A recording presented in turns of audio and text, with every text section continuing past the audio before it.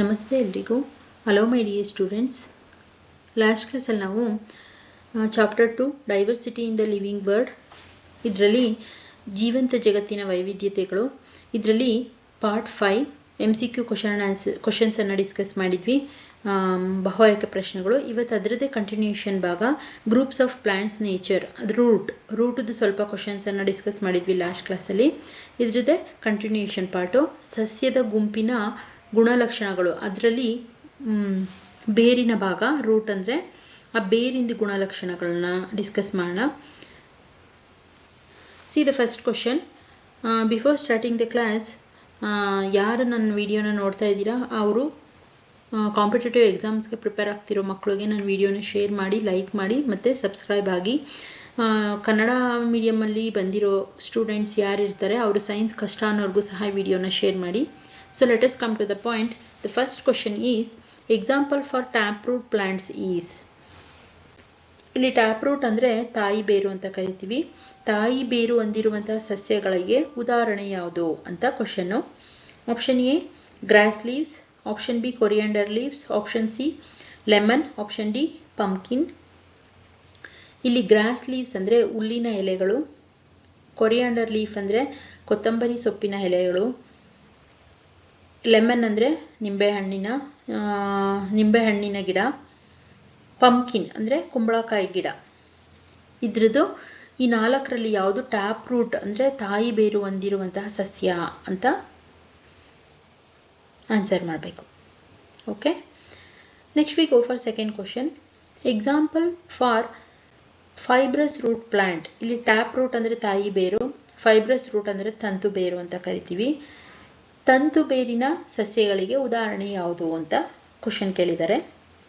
Option A ಪೊಮೊಗ್ರನೇಟ್, option B apple, option C coriander, option D mango. ಇಲ್ಲಿ option A ಪೊಮೊಗ್ರನೇಟ್ ಅಂದರೆ ದಾಳಿಂಬೆ ಗಿಡ, apple ಅಂದರೆ ಸೇಬಿನ ಗಿಡ, ಕೊರಿಯಾಂಡರ್ ಅಂದರೆ ಕೊತ್ತಂಬರಿ ಸಸ್ಯದ ಗಿಡ, ಮ್ಯಾಂಗೋ ಅಂದರೆ ಮಾವಿನ ಮರ. ಈ ನಾಲ್ಕರಲ್ಲಿ ಯಾವುದು ತಂತು ಬೇರನ್ನು ಹೊಂದಿರುವಂತಹ ಸಸ್ಯ ಅಂತ ಆನ್ಸರ್ ಮಾಡಬೇಕು. Next, we go for third question. Name which plant is fibrous root. ಇಲ್ಲಿ ಉಲ್ಟಾ, ಯಾವ ಸಸ್ಯ ಫೈಬ್ರಸ್ ರೂಟನ್ನು ಹೊಂದಿದೆ ಅದನ್ನು ಗುರುತಿಸಿ. ವೀಟ್, ಚೆನ್ನ, ಬೀನ್ಸ್, ಪೆಪ್ಪರ್. ಗೋಧಿ, ಚೆನ್ನ ಅಂದರೆ ಕಡಲೆಕಾಳು, ಬೀನ್ಸ್ ಹುರುಳಿಕಾಳು ಅಂತಾರಲ್ಲ ಅದು, ಪೆಪ್ಪರ್ ಅಂದರೆ ಕಾಳು ಮೆಣಸು.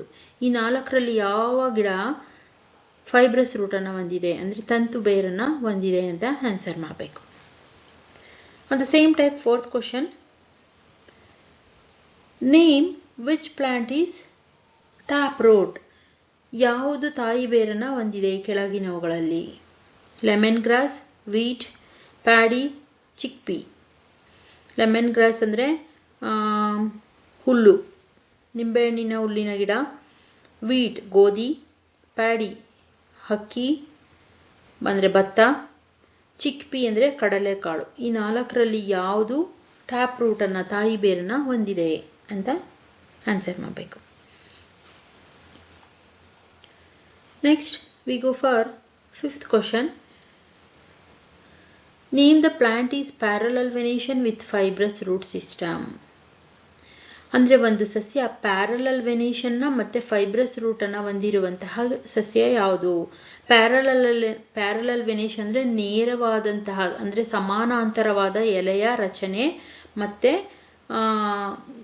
ಫೈಬ್ರಸ್ ಅಂದರೆ ತಂತು ಬೇರಿನ ರಚನೆ. ಎಲೆಯಲ್ಲಿ ಸಮಾನಾಂತರವಾಗಿರಬೇಕು, ಬೇರು ತಂತು ರೂಪದಲ್ಲಿರಬೇಕು. ಈ ಲಕ್ಷಣ ಹೊಂದಿರುವಂತಹ ಸಸ್ಯ ಯಾವುದು ಕೆಳಗಿನವುಗಳಲ್ಲಿ ಅಂತ. Cardamom, tomato, wheat, potato.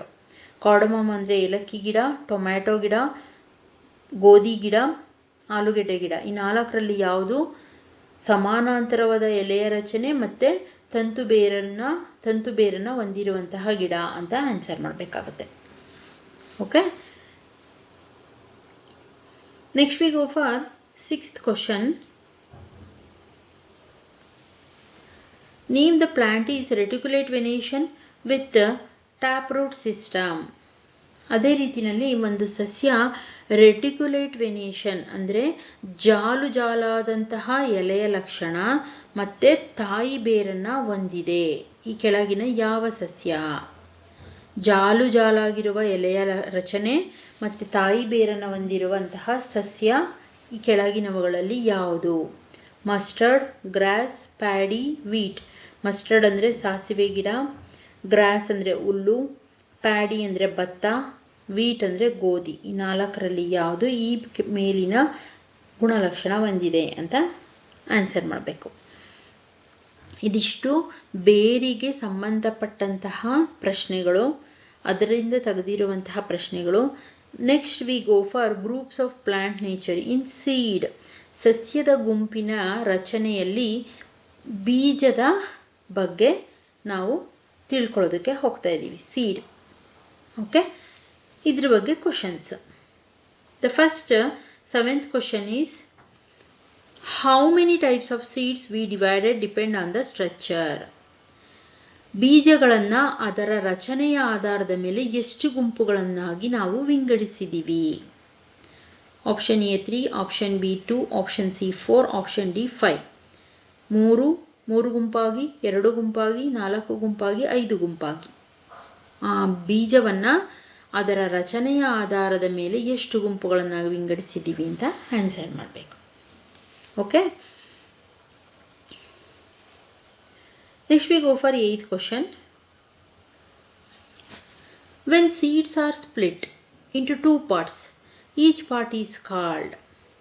ಒಂದು ಬೀಜವನ್ನು ತೆಗೆದ್ರೆ ಆ ಬೀಜ ಒಡೆದು 2 ಭಾಗಗಳಾಗುತ್ತೆ. ಆ ಭಾಗದ ಪ್ರತಿಯೊಂದು 2 ಭಾಗ ಆಗುತ್ತಲ್ಲ, ಆ 2 ಭಾಗದಲ್ಲಿ ಪ್ರತಿಯೊಂದರ ಭಾಗವನ್ನು ನಾವೇನಂತ ಕರಿತೀವಿ? ಡೈಕಾಟಿಲಿಡನ್, ಮೊನೊಕಾಟಿಲಿಡನ್ಸ್, ಕಾಟಿಲಿಡನ್ಸ್, ನನ್ ಆಫ್ ದೀಸ್. ದ್ವಿದಳ, ಏಕದಳ, ದಳಗಳು, ನನ್ ಆಫ್ ದೀಸ್. ಓಕೆ, ಏನಂತ ಕರಿತೀವಿ? ಡೈಕಾಟಿಲಿಡನ್ ಅಂದರೆ ದ್ವಿದಳ ಬೀಜಗಳು ಅಂತ, ಮೊನೊಕಾಟಿಲಿಡನ್ ಅಂದರೆ ಏಕದಳ ಬೀಜ ಅಂತ, ಕಾಟಿಲಿಡನ್ ಅಂದರೆ ದಳಗಳು, ನನ್ ಆಫ್ ದೀಸ್ ಅಂದರೆ ಯಾವುದೂ ಅಲ್ಲ. ಈ 4ರಲ್ಲಿ ಯಾವುದನ್ನು ನಾವು ಬೀಜದ ಒಂದು ಭಾಗ ಅಂತ ಕರಿತೀವಿ? ಆನ್ಸರ್ ಮಾಡಬೇಕು. Next we go for 9th question. Plants that have seeds with 2 cotyledons are called. ಒಂದು ಸಸ್ಯದಲ್ಲಿ ಅದರ ಬೀಜ 2 ಭಾಗಗಳನ್ನು 2 cotyledons ಅನ್ನು ಹೊಂದಿರುತ್ತೆ. ಅಂತಹವುಗಳನ್ನು ನಾವು ಏನಂತ ಕರಿತೀವಿ? 2 cotyledons ಇದ್ರೆ ಅದನ್ನು ಏನಂತ ಕರಿತೀವಿ ಅಂತ ಆನ್ಸರ್ ಮಾಡಬೇಕು.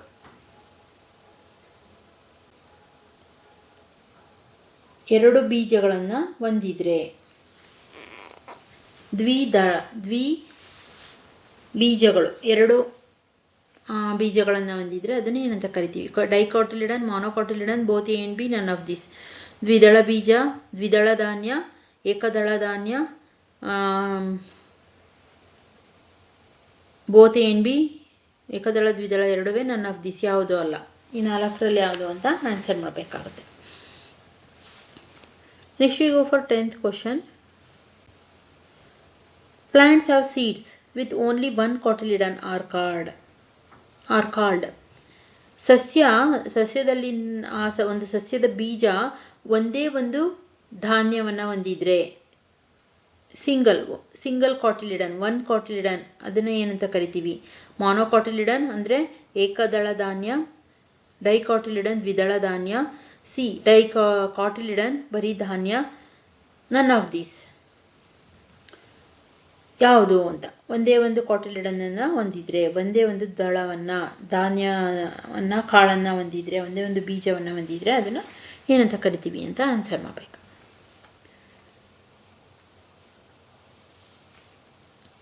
Next we go for 11th question. Example for monocot plants are. ಏಕದಳ ಸಸ್ಯಕ್ಕೆ ಉದಾಹರಣೆ ಕೊಡಿ. ಮೊನೊಕಾಟ್ ಅಂದರೆ ಏಕದಳ, ಡೈಕಾಟ್ ಅಂದರೆ ದ್ವಿದಳ. ಚೆನ್ನ, maize, green gram, red gram. ಚೆನ್ನ ಅಂದರೆ ಕಡಲೆಕಾಳು, ಮೇಯ್ಸ್ ಅಂದರೆ ಜೋಳ, ಗ್ರೀನ್ ಗ್ರಾಮ್ ಅಂದರೆ ಹೆಸರು ಕಾಳು, ರೆಡ್ ಗ್ರಾಮ್ ಅಂದರೆ ತೊಗರಿ ಕಾಳು. ಈ 4ರಲ್ಲಿ ಯಾವುದು ಮೊನೊಕಾಟಿಲಿಡನನ್ನು ಹೊಂದಿರುವಂಥದ್ದು, ಏಕದಳ ಬೀಜವನ್ನು ಹೊಂದಿರುವಂತಹ ಸಸ್ಯ ಯಾವುದು ಅಂತ. ಅಂದರೆ ಇಲ್ಲಿ ಏಕದಳ ಅಂದರೆ ಏನು ಗೊತ್ತಾ, ನೀವು ಒಂದು ಬೀಜವನ್ನು ಒಡೆದ್ರೆ ಅದು 2 ಭಾಗ ಆಗಲ್ಲ, ಸಮನಾದಂಥ 2 ಭಾಗ ಆಗಲ್ಲ, ಅದನ್ನ ಏಕದಳ ಅಂತೀವಿ. ಅದೇ ಒಂದು ಬೀಜವನ್ನು ಇನ್ನೊಂದು ಬೀಜವನ್ನು ತೆಗೆದುಕೊಂಡು ಒಡೆದ್ರೆ ನಾವು ಅದು ಸಮನಾಗಿ 2 ಭಾಗ ಆಗುತ್ತೆ, ಅದನ್ನು ದ್ವಿದಳ ಅಂತ ಕರಿತೀವಿ. Okay, next we go for 12th question. Example for dicot plants are. ದ್ವಿದಳ ಸಸ್ಯಕ್ಕೆ ಉದಾಹರಣೆ ಕೊಡಿ ಅಂತ ಇದೆ. Maize, wheat, mustard, green gram. Maize ಅಂದರೆ ಜೋಳ, ವೀಟ್ ಗೋಧಿ, ಮಸ್ಟರ್ಡ್ ಅಂದರೆ ಸಾಸಿವೆ, ಗ್ರೀನ್ ಗ್ರಾಮ್ ಅಂದರೆ ಹಸಿರು ಕಾಳು ಅಥವಾ ಹೆಸರು ಕಾಳು. ಈ 4ರಲ್ಲಿ ಯಾವುದು ದ್ವಿದಳ ಧಾನ್ಯ ಸಸ್ಯ ಅಂತ ಆನ್ಸರ್ ಮಾಡಬೇಕು. ಇದಿಷ್ಟು ಸೀಡ್ಸಿಂದ ತೆಗೆದಿರುವಂತಹ ಕ್ವಶನ್ನು. ಇನ್ನೂ ಸ್ವಲ್ಪ ಕ್ವಶನ್ಸು ನೆಕ್ಸ್ಟ್ ಪಾರ್ಟಲ್ಲಿ ನಾನು ತೆಗೆದಿದ್ದೀನಿ, ಅದನ್ನು ನೆಕ್ಸ್ಟ್ ಕ್ಲಾಸಲ್ಲಿ ನಾವು ಡಿಸ್ಕಸ್ ಮಾಡೋಣ. ಇದಿಷ್ಟು ಕ್ವಶನ್ಗೆ ಆನ್ಸರ್ ಮಾಡೋದಕ್ಕೆ ಟ್ರೈ ಮಾಡಿ. If you are answered, I will be happy. Try to answer all these 12 questions. Next ಕ್ಲಾಸಲ್ಲಿ ನಾನು ಇದ್ರದ್ದು ಕೀ ಆನ್ಸರ್ಸನ್ನು ಹಾಕ್ತೀನಿ, ಆವಾಗ ಚೆಕ್ ಮಾಡ್ಕೊಳ್ಳಿ ಕರೆಕ್ಟ್ ಇದೆಯಾ ಅಂತ. ಇನ್ ಕೇಸ್ ಎಲ್ಲ ಕರೆಕ್ಟ್ ಇದ್ದರೆ ನನಗೆ ಕಮೆಂಟ್ ಸೆಕ್ಷನಲ್ಲಿ ತಿಳಿಸಿ. I am so happy and it will be help for competitive exam students and moreover who are very difficult to study in science in English. It will be help for that students. Send these videos for those students who are say difficult, science is difficult. I will be explain clearly in Kannada, so it will be help for those students. We'll see you on next class. Thank you my dear students. These questions key answer will be on next video. Thank you.